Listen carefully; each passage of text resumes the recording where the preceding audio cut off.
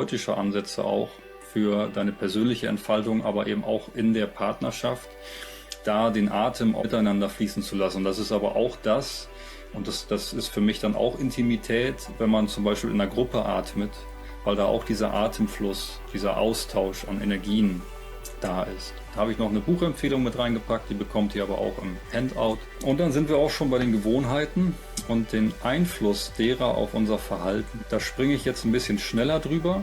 Ich wollte das mit reinnehmen, weil ich das wichtig finde, auch Breathwork oder dieses bewusste Atmen als Alltagstool zu integrieren. Wie machen wir das? Wir müssen einmal verstehen, wir haben grundsätzlich für jedes Verhalten haben wir eine Art von Auslöser. Das heißt, es ist das Aufwachen, es ist Stress, es ist ein Trigger und es setzt etwas in Gang. Es kann ein bestimmter Ort sein, eine Zeit oder eine Emotion. Dann kommt daraus ein Verlangen.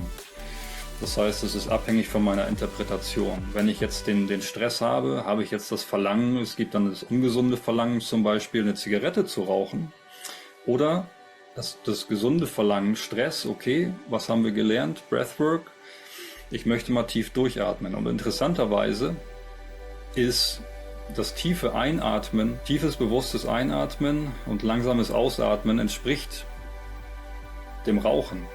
Das heißt, warum tut Rauchen auch so vielen Menschen gut? Ich war selber lange Jahre Raucher, aber im Endeffekt Rauchen ist eine Art von Breathwork tatsächlich.